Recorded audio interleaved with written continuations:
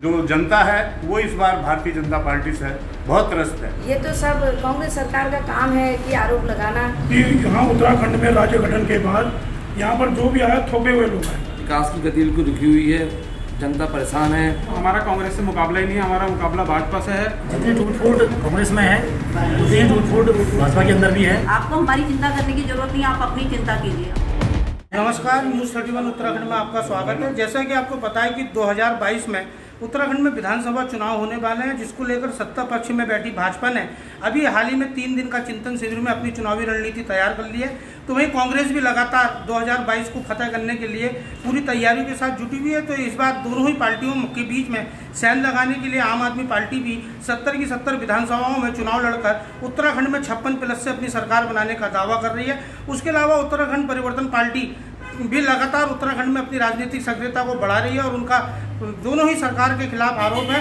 तो आज हमारे बीच सभी पार्टियों के प्रतिनिधि हमारे बीच में मौजूद हैं। हम बातचीत करेंगे कि 2022 में होने वाले विधानसभा चुनाव को लेकर किस प्रकार की उनकी तैयारियां हैं और किन मुद्दों को लेकर जनता के बीच वो जाएंगे और 2022 में किसकी सरकार बनेगी, इसको लेकर आज हम न्यूज़ 31 की टीम के साथ एक खास बातचीत अपने बीच मौजूद लोगों से हम करेंगे। हमारे बीच कांग्रेस के रामनगर में बहुत ही वरिष्ठ नेता और कांग्रेस के जिला उपाध्यक्ष अनिल अग्रवाल खुलासा जी हमारे बीच मौजूद हैं। हम बातचीत करेंगे कि 2022 में जो चुनाव होने हैं उसको लेकर क्या उनकी रणनीति है और किस प्रकार के मुद्दे लेकर जनता के बीच जाएंगे।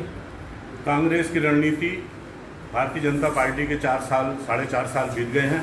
उनकी विफलताएं, कुंभ का घोटाला, राशन का घोटाला, तमाम जो उन्होंने अनियमितताएं करी हैं, कि जो अभी कुंभ में जांच का भी मसला है, राशन में चीनी नहीं दी इतने साल 4.5 साल तक, बहुत सारे मुद्दे हैं जिनको लेकर कांग्रेस जनता के बीच में जाएगी। जो जनता है वो इस बार भारतीय जनता पार्टी से बहुत त्रस्त है। चाहे किसान हो, चाहे मजदूर हो, चाहे व्यापारी हो, चाहे कोई सा भी वर्ग हो, चाहे सरकारी कर्मचारी वर्ग हो, सब भारतीय जनता पार्टी से त्रस्त हैं। और किसान तो बिल्कुल ही मुखर है कि इस बार भारतीय जनता पार्टी को बिल्कुल ही नहीं लाना है। कांग्रेस 50 से ज़्यादा सीटें लाकर इस बार 2022 में सरकार बने। हमारे बीच मौजूद है भारतीय जनता पार्टी की नगर अध्यक्ष भावना भट्ट। हम इनसे भी बातचीत करेंगे कि लगातार सरकार पर विभिन्न विपक्षी दलों के अलावा जो है अन्य पार्टियां भी आरोप लगा रही हैं। तो आप 2022 में किस तरह उत्तराखंड में एक बार फिर अपनी सरकार बनाने का दावा कर रही हैं। आपका स्वागत है। और 2022 का चुनाव नज़दीक है और चिंतन बैठक भी आपकी संपन्न हो चुकी है। पूरी सरकार और मुख्यमंत्री यहाँ मौजूद थे, क्या रणनीति है और लगातार विपक्ष और अन्य दल आपको घेर रहे हैं। अन्य दलों का हमेशा काम घेरने का होता है, लेकिन भारतीय जनता पार्टी का जो मेन मुद्दा है, कार्यकर्ताओं के बल पर हमेशा सरकार बनती है और सरकार बनेगी। जो विकास की बात है, विकास आज इतने हुए हैं कि मैं बाहर जाके नहीं कहती, अपने रामनगर क्षेत्र की बात करती हूँ। यहाँ पर रामनगर बैराज के बगल पर नया पुल देखिए, सांवलदेवा पुल देखिए, चुकम में कितनी दिक्कतें, कितनी परेशानियाँ हमारे को आती हैं। उस धनगढ़ी गेट पर पुल का निर्माण देखिए। ये सब भारतीय जनता पार्टी के शासनकाल में हुआ है। और रही बात राशन की, उसकी ये तो सब कांग्रेस सरकार का काम है कि आरोप लगा सकते हैं। आपने कहा कि लगातार जो है पार्टी विकास कार्य कर रही है, रामनगर में कई पुल बना दिए और कार्यकर्ताओं के बल पर सरकार बनेगी, लेकिन जनता की बात इसमें कहीं नहीं आई है। और विपक्ष पर आपने लगाया कि विपक्ष का काम घेरने का है। अभी आपके मुख्यमंत्री भी अल्पकालीन में जी रहे हैं और अभी उनको भी चुनाव लड़ना है, इस पर लेकर आप क्या कहेंगे। नहीं, वो हमारे संगठन का है, लेकिन मुख्यमंत्री जी का निर्णय जो है संगठन लेगा। ये हम नहीं कह सकते हैं कि उनको चुनाव लड़ना है या नहीं, जो निर्णय होगा हमारे संगठन का। लेकिन चाहे मुख्यमंत्री जी को चुनाव लड़ना भी पड़ेगा तो वो बम्पर कहीं से भी लड़ें, वो जीत करके आएंगे और मुख्यमंत्री स्वतः रहेंगे। 5 साल वो सरकार चलाएंगे। राज्य आंदोलनकारी हैं, सक्रिय राजनीति में रामनगर के विकास में रही है और उत्तराखंड परिवर्तन पार्टी के केंद्रीय उपाध्यक्ष हैं प्रभात ध्यानी जी। हम उनसे बातचीत करेंगे कि कांग्रेस और भाजपा ने लगातार इस प्रदेश को 20 साल बने हुए हो गए, 5-5 साल बारी से राज किया है। तो इस बार 2022 चुनाव नज़दीक है, तो उनकी पार्टी की लेकर क्या तैयारियां हैं, क्या जनता के मुद्दे हैं। आपका ध्यानी जी स्वागत है। और किस प्रकार की तैयारियां हैं और आप कितना इनसे खुश हैं, ना खुश हैं।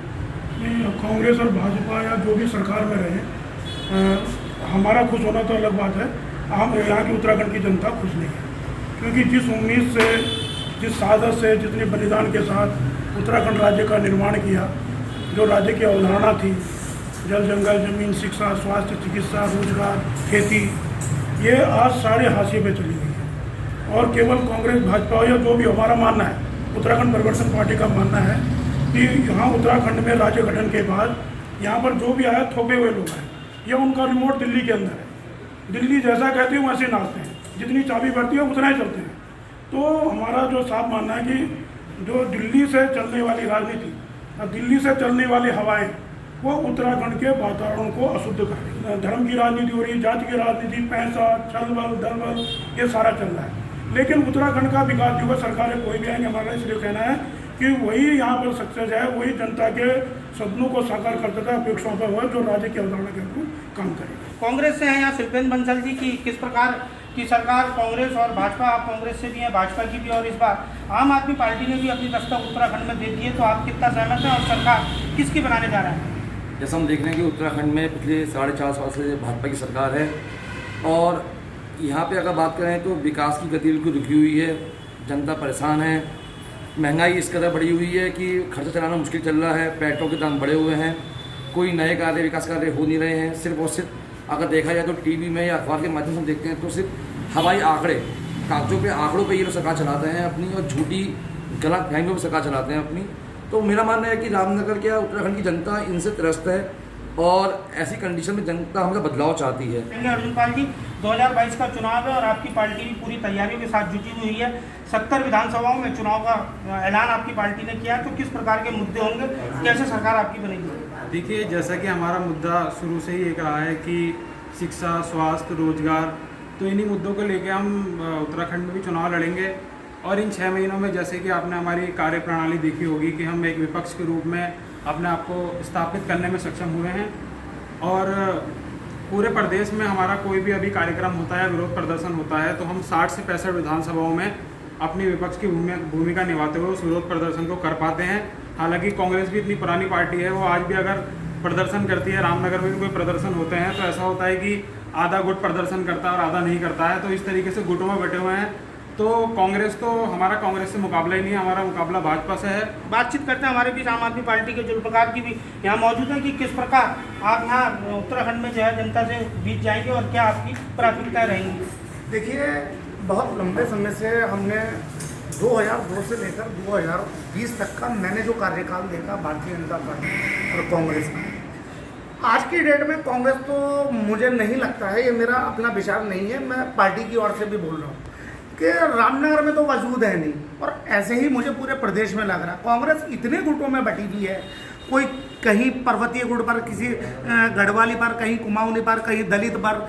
इन लोगों ने खेल बना दिया, लोगों की भावनाओं से इनका कोई सरोकार नहीं है, किसी मुद्दे पर इनको लड़ते हुए हम नहीं देख रहे।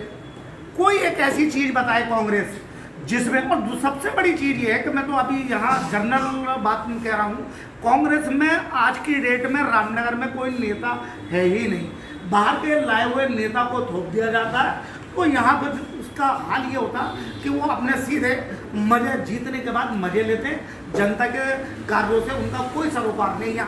रामनगर में तो भारतीय जनता पार्टी से लड़ाई अगर हम लड़ेंगे, उसे आप आम आदमी पार्टी कहिए या शिशुपाल रावत, अभी देखिए लोगों के लिए ये खेल होगा, लेकिन हम जनता के बीच में जा रहे हैं। हमने वर्क किया, डोर टू डोर एक एक वोटर से हमारी बात चल रही है, तो 65% जनता की राय हमें ऐसा इंगित कर रही है कि आप चुनाव में आएंगे। तो अब क्योंकि देखिए चुनाव में थोड़ा सा टाइम है, तो हो सकता है कि फरवरी में चुनाव हो, लेकिन मुझे लगता है कि चुनाव में बढ़िया चुनाव आम आदमी पार्टी लड़ेगी, भारतीय जनता पार्टी। हमारे बीच नगर पालिका के सभासद भुवन ढंगवाल भी मौजूद हैं। हम बातचीत करेंगे कि 2022 का चुनाव नज़दीक है, किस प्रकार आप कौन सी पार्टी की सरकार चाहते हैं और वर्तमान सरकार और कांग्रेस से आप कितना सहमत हैं और असहमत हैं?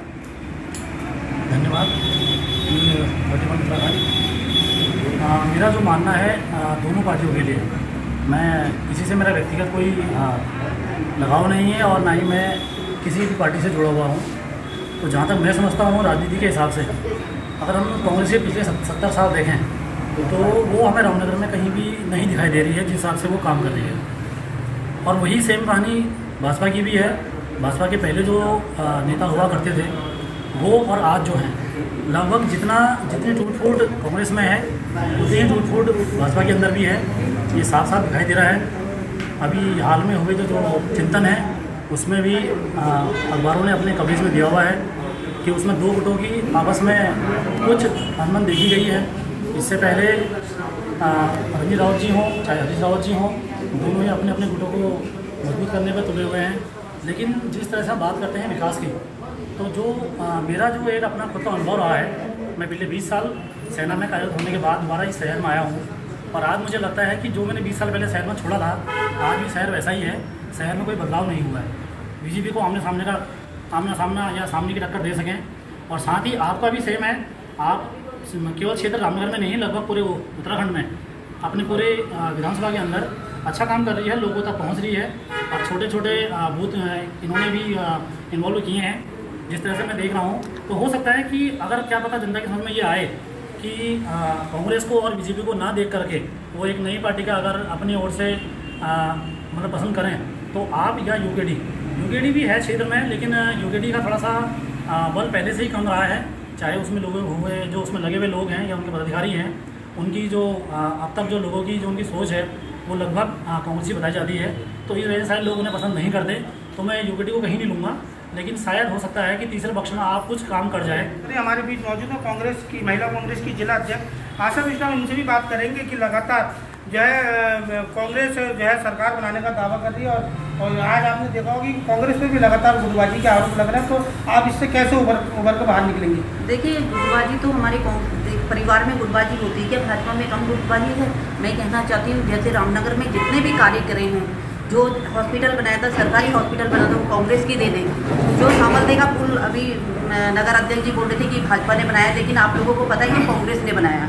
और जहाँ तक विकास की जितना भी विकास हुआ रामनगर में, वो सब कांग्रेस की देने। लेकिन आज आप देख रहे 4.5 साल में, जहाँ तक आपने देखा था कि जब कांग्रेस की सरकार थी तो भाजपा वालों ने इतने आंदोलन करे कि नियमितीकरण होगा, यहाँ पे बस अड्डा बनेगा। क्या 4 दीवारी खड़े करने से बस अड्डा बन जाता है क्या?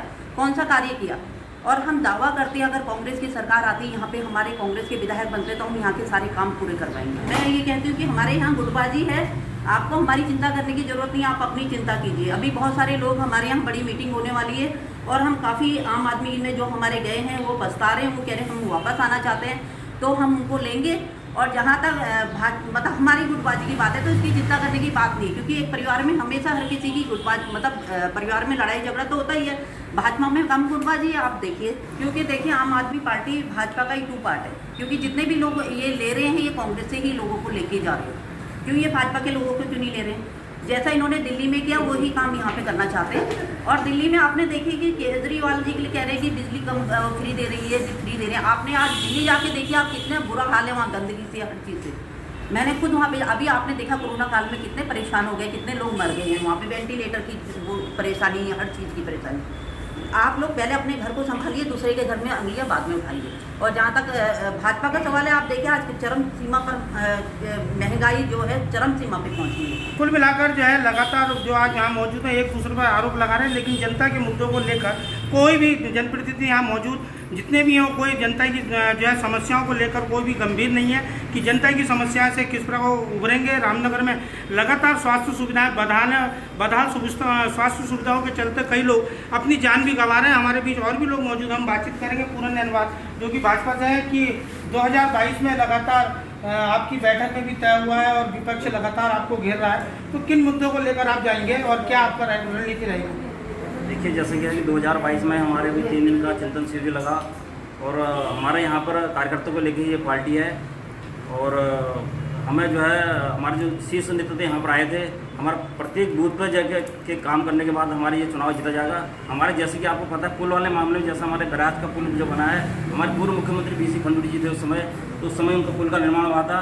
किसी कारण से बाद में जब कांग्रेस सरकार ने तो रोक दिया था, उसके बाद ही हमारी सरकार आने के बाद इस पुल का निर्माण हुआ यहाँ पर बैराज पर, जो हमारा नया पुल बना। और उसमें देखो पुराने पुल में इतना जाम लोगों ये जो है जाम दिक्कत मिली, जैसे कि हमारे यहाँ पर धनगढ़ी पनूत का नाला, हमारा कुमाऊं गढ़वाल का जोड़ने वाला ये नाला, जिससे कि हमारे कई यहाँ पर जो है हमारे पहाड़ के आम लोग भी यहाँ पर जाने के बीच में कुछ पर्यटक हुए, तो हमारा उस पुल का निर्माण भी हमारा जो है ये इसमें काम चल रहा पड़ा है। तो इन मुद्दों को लेकर हम जो है हमारे पूरे प्रदेश में हमारी सरकार बनेगी और इस सरकार हमारी यहाँ पर बनेगी, 60+ हमारी सरकार यहाँ पर रहेगा। चलिए, अब और भी हमारे साथ मौजूद है अशोक गुप्ता जो कि भाजपा से हैं, हम उनसे बातचीत करेंगे।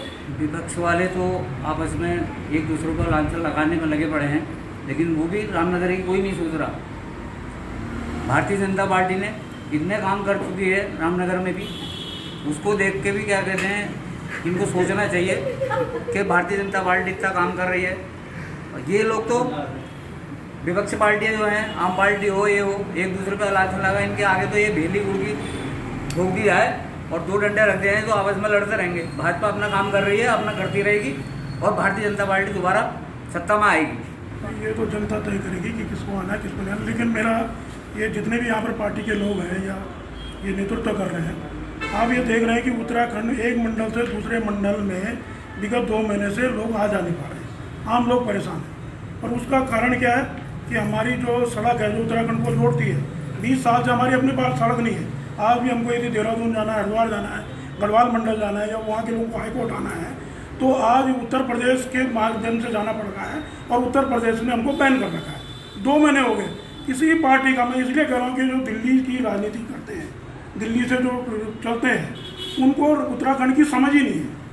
और आज 2 महीने से उत्तराखंड का आम आदमी या तो टैक्सी बुक करके जा रहा है या नहीं जा पा रहा है। तो इसलिए हम कहना चाहते हैं कि जो कंडी रोड है, उत्तराखंड को जोड़ने वाली रोड है, वो बहुत आवश्यक है, लेकिन इनके एजेंडे में नहीं है।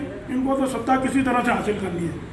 तो ये मैं कहना चाह रहा हूँ कि जो 2022 का चुनाव है, ये जनता को तय करना है कि उनको ऐसे ही लोगों को भेजना है जिनका कोई सरोकार नहीं है, कोई एजेंडे में नहीं है। इतना बड़ा मानो 2 महीने से लोग जा नहीं पा रहे हैं, लेकिन कोई भी पार्टी, चाहे पक्ष हो चाहे विपक्ष हो, या जो दम कर रहे हैं कि हम उत्तराखंड में अपनी सरकार बनाएंगे, उनकी आवाज़ नहीं है कहीं नहीं। ऐसे उत्तराखंड के जो सवाल हैं, शिक्षा का है, चिकित्सा का है, या स्वास्थ्य सेवाओं का मामला है, बेरोजगारी का है, बस किसी तरह से कि सत्ता हथियानी है। और सारा खेल जो दिल्ली से जो संचालित राजनीति है, उसका ये पूरा फोकस है कि किस तरह से कैसी साजिशें करके, षड्यंत्र करके, लोगों को झूठे गुमराह कर करके, झूठे नारे दे करके किसी तरह सत्ता भी, कांग्रेस, भाजपा या आम आदमी पार्टी हो या दूसरे लोग, कि सत्ता हासिल करना है। उत्तराखंड के देश के जो बुनियादी सवाल है, जो बुनियादी चीज़ें हैं, उनको लेकर के आगे बढ़ना या खोखले नारों पर लोगों को अलग करना है। आप हिंदू मुसलमान कर लो, आप जातिवाद कर लो,